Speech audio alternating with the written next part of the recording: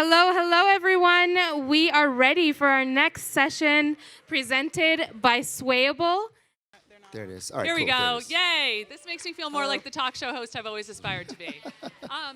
Thank you so much. I'm so glad to see the rosé is already flowing, so we're not standing between you and cocktail hour. I am so excited to be here with this esteemed panel, and I'm going to let them give brief introductions. But first, I'm Maureen Burns. I'm a senior partner at Bain & Company. I'm also the author of a book called Winning on Purpose. The book's idea is that the primary purpose of companies is to enrich the lives of those it serves. And so as we talk about trust in AI, it's a topic very near and dear to my heart. James? Yeah, great to be here. Thanks, Maureen. James Slezak, CEO and co-founder of Swayable. We measure persuasion. Hello, everyone. It is wonderful to be here with all of you and chatting about AI. My name is Barbara Peng, and I'm the president of Insider, the global news organization. I'm very excited to be chatting about AI with you. Hi, my name is Marcus Collins. I am a marketing professor at the Ross School of Business, University of Michigan, and the author of the best-selling book For the Culture. Awesome. Thank you all. So first question, as data and I are becoming more sophisticated, I'm going to go to Marcus with this one. Will human judgment be replaced? I think no. The more sophisticated the data becomes, it allows us to see a broader aperture of the world, but it's still at a macro level. And if we want to understand people, it's going to take intimacy. And I think that's kind of a problem that we have with data, is that we mistake information for intimacy, but those two things aren't analogous.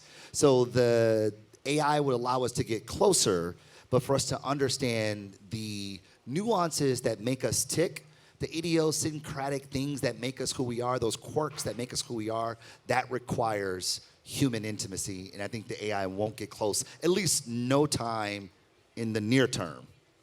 So it's a great point, and it brings up the idea that, as this becomes so much more prevalent, as AI becomes more prevalent, how does that increase the need for trusted platforms and sources? James, do you want to take that? Yeah, I mean, I think it's a great consequence. People are worried if it's easier to do incredible analysis, if it's easier to generate text, poems, you get more of it. Of course, that's true. And I think that what that means is that you have to trust the source. And if you're either doing reporting or you're generating data, you're going to have to ask the question, where's it coming from, and how do I know this institution shares the values that I do, and I can trust that what I'm getting from it actually is what I need. Yeah, Barbara, I mean, you've got a newsroom full of reporters, so how are you thinking about that? I think about this a lot. Really, there is going to be an influx of information and misinformation, and we've seen this before. And people don't have the time to sift through, fact check, or what have you, which just means that they will seek out brands that they can trust, people that they can trust. So that only becomes more and more important in future. So we are excited about this at Insider, and very much leaning into that. And on that note, we were talking about, oftentimes you'll partner with different people with data and things like that. And has there been a time when, you've done one of those partnerships and it turns out the data that you were getting wasn't really what you thought or wasn't fully complete? And how do you handle that? And especially in this new world where there's going to be probably less human intervention in that, how are you thinking about that as a business leader? Okay, my background is actually incredibly nerdy. So I'm used to using and looking at data, verifying, the accuracy, where it comes from, asking good questions, and this should be no different. We have to approach this way. There's actually a very funny, example that our global editor-in-chief, Nick Carlson, uses sometimes at the newsroom is when you ask AI questions, you should treat it like your drunk friend at a bar, which is, there's just going to be some stuff that comes out there that you might not be able to trust, but there is some good information through that. So it's the trust but verify approach. I think it's really important to remember that, and remember that that's part of ChatGPT, AI, and what have you. So we should be thinking about it as the folks we're meeting at the bar at Cannes. I think it's a really good point, though. It's a good stimulus, right? It's a good kind of jumping off point. I mean, you see creators use it as, I have this idea, give me some inputs that I can use to sort of flush it out. It's like the Jay-Z lyric, you made a hot line, I made a hot song, right? So it's like, it provides good stimuli, but it's required for the creator, the writer, the creative director, the copywriter, the art director, to be able to extract that and give it meaning. And it's a great point, Marcus, and you've spent a lot of time in your life with creators. Can you talk about just what this means for them from just a creativity standpoint, as you touched on, but also a compensation standpoint and an intellectual property standpoint? So just like all new technology is going to require new legislation, right? Like when the internet came out, it required new legislation when it comes to IP, who really owns it, who has a right to it, and who can distribute it.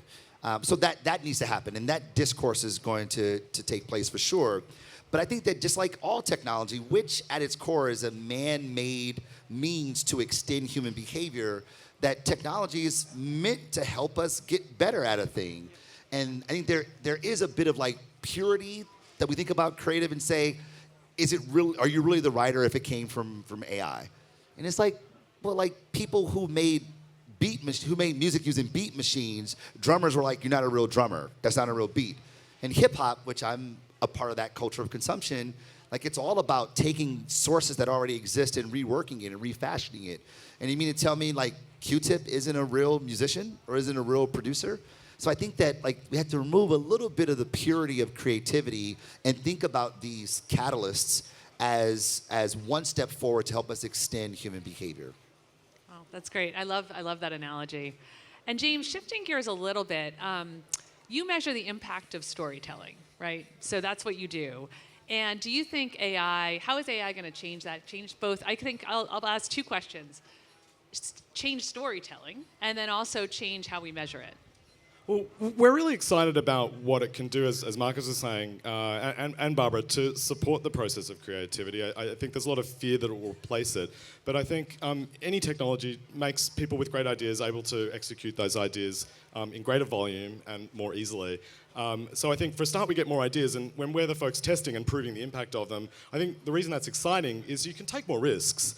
If you've got to make one thing and it takes a long time, you're not going to take as many risks. But we've all had crazy ideas and wondered, would they fly? Would they lift consumer, intent? So now there's a chance to do that more easily. Try it out. Of course, we tested so we can prove some ideas will work, some won't. So I'm excited about that. On the Swable side, we're also immediately using AI not to replace human judgment or input, but actually to draw more judgment and more feedback from people. So some of the most exciting experiments at Swable right now are using some of these interactive techniques that the chatbots now and the LLMs, large language models, can support to just ask consumers more questions. At the end of the day, we're talking to thousands of them very quickly, and using that to understand how the creative works. So now when they say it doesn't, or it does, they like it, they don't like it, we can say, hey, why? Or you said this, what did you mean by that? And we get this richer information from the consumer. So it's not replacing it, it's getting more of it.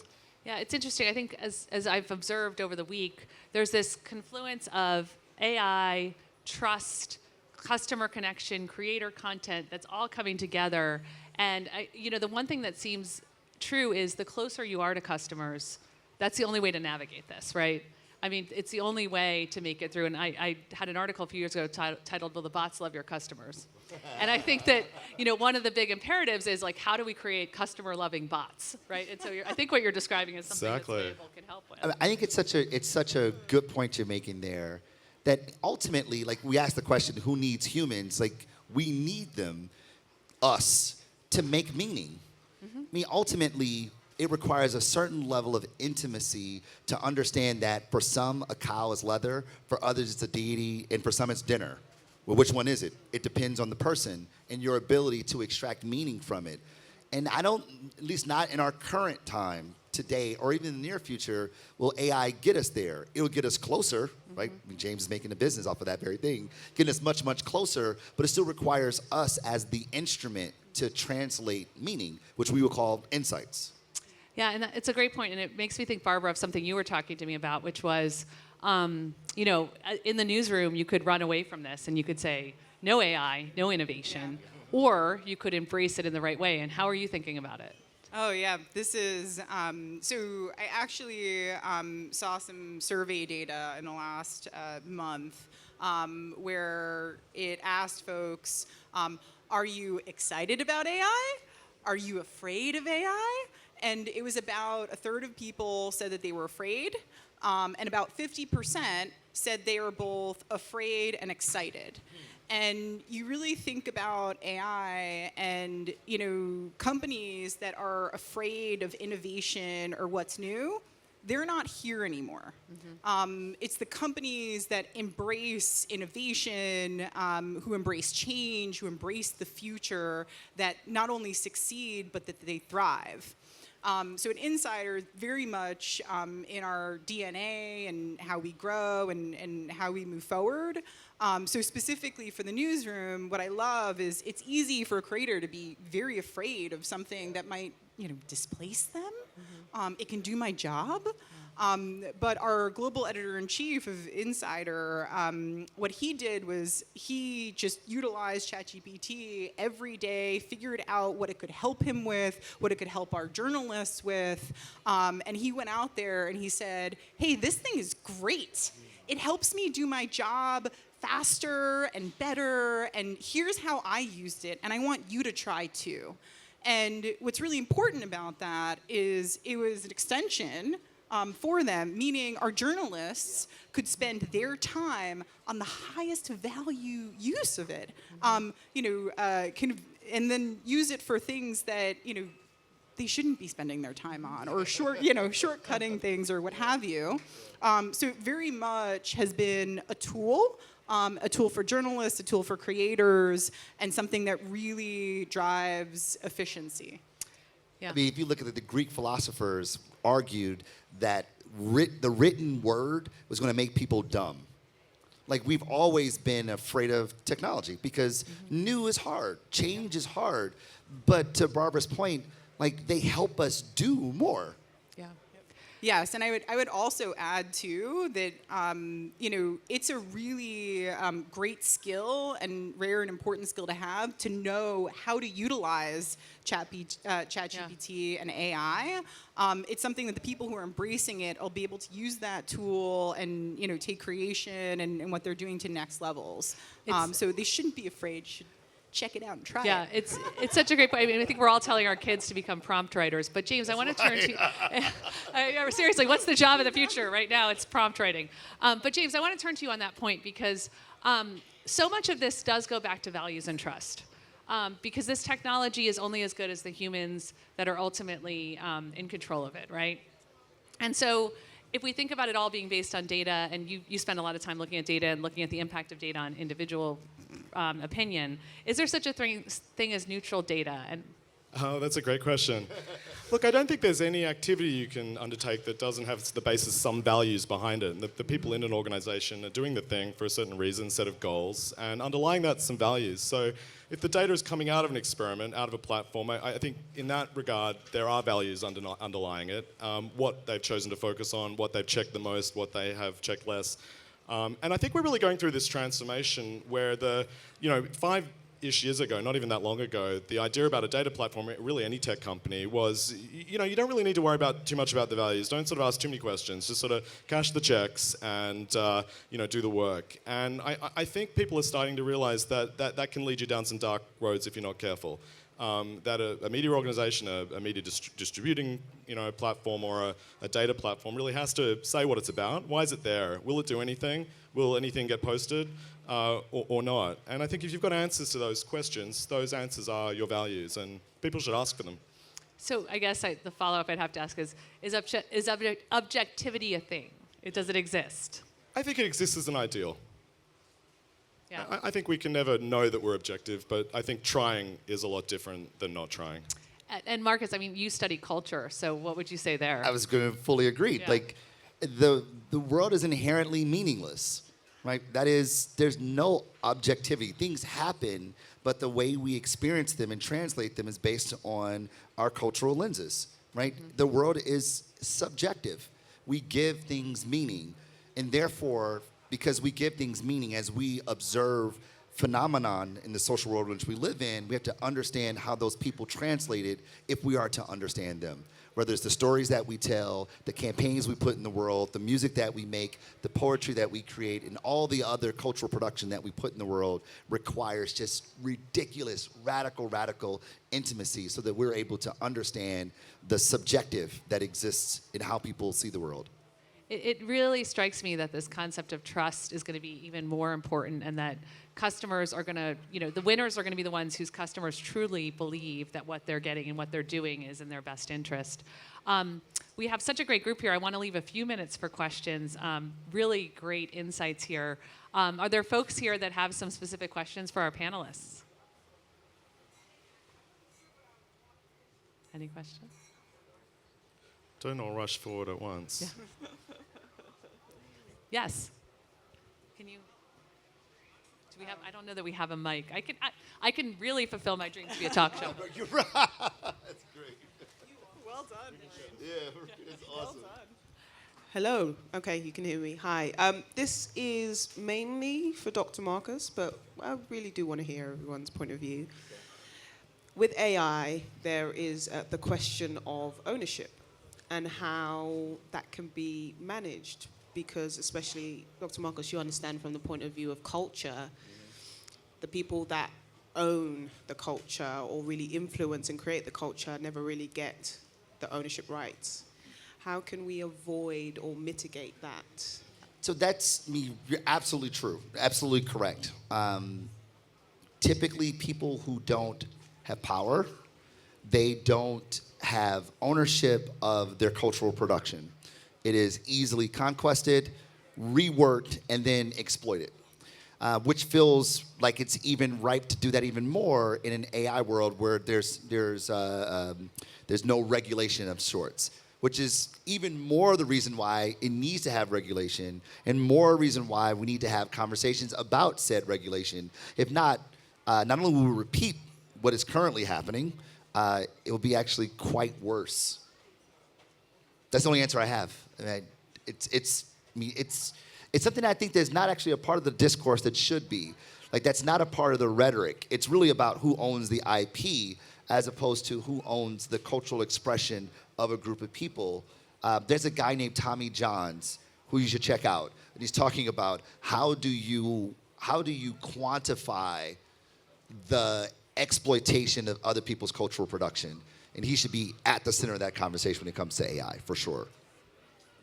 I would just add that two of the biggest creators that were here this week that I saw, will.i.am and Tinks, they both were terrified. I mean, you could almost see it in their eyes and about the need to regulate and preserve the creative side of this and the rights to the creators. I mean, we did it with MP3s, right? Once the modality changed, it requires new legislation. It's necessary. Probably have time for one or maybe two more questions. Hello, hi. It's kind of linked to that first question, actually. I was speaking to someone earlier about Gen Alpha, and them being the first generation that will have parents as influencers. And so a lot of them, post their children online without their consent. And so as a result of that, do you think that there are going to be any behaviors that you see change with that generation? I'll give us as an example, millennials, of which I am. We sort of gave our data to Facebook and Instagram because we wanted access to the apps, So we gave our data away. Our parents probably are having their data stolen or hacked or something right now. So what behaviors do you see that Gen Alphas are going to start to embody as a result of that? James, you got some data on that, right? This is so James. Sure.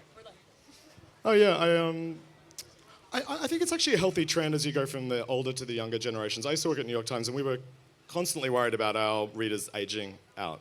And when we started to survey them, what we noticed was actually the younger folks read more diversely, they were much less likely to think what I thought when I was a kid, and certainly my parents did, that the way you learn about the world is the newspaper gets thrown over your fence in the morning, and you pick it up, and over your Weet-Bix, you read what's happening in the world. And younger millennials, Gen Z, the later generations, never think that way. When you're in a kind of an older, media company, I think that may look like a sort of a competition for your share of mind. But I think as a society, it's a healthier way to think about diverse perspectives. You probably don't know what's going on unless you've heard from a few different views of the world. And I think that continues. And I think the influencer sort of, content sort of world is really a more authentic way of contributing to that broader ecosystem of a healthier, diverse set of, things to read and watch. Probably one more question.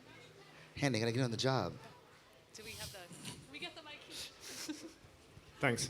So this, I'll share with you an experience that I had recently to try and turn it into a question. So I was using ChatGPT in a situation where I needed to write an email. I didn't quite enough time to write a full email that it deserved to be, but I knew that I needed to convey quite complex pieces, and so it wasn't just a two-liner. So I used ChatGPT in order to help me write this email, and it did do a fantastic job of doing this. And I sent it out to the folks who needed to receive it. And, it was great, job done.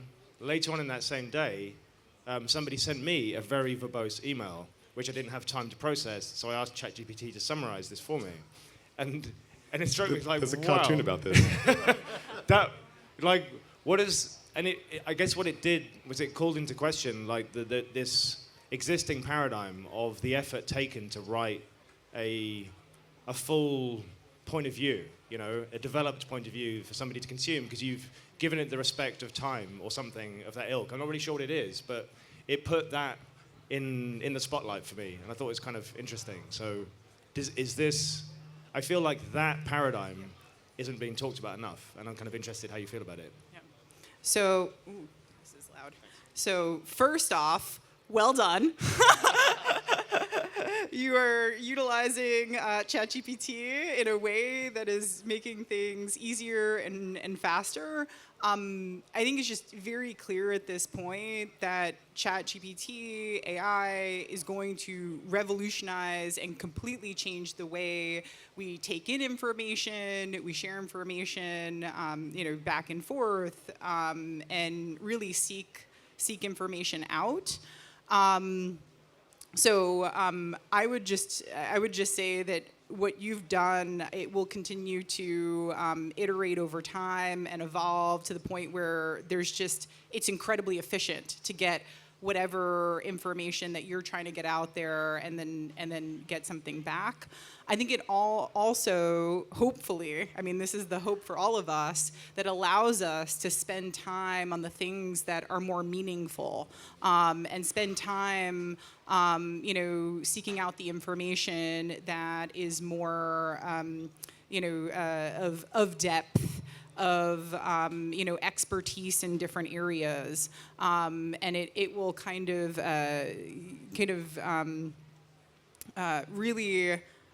really take over a lot of the commoditized and very quick back and forth that we'll have to have. So we're gonna see a ton of really disruption, but also innovation in that space.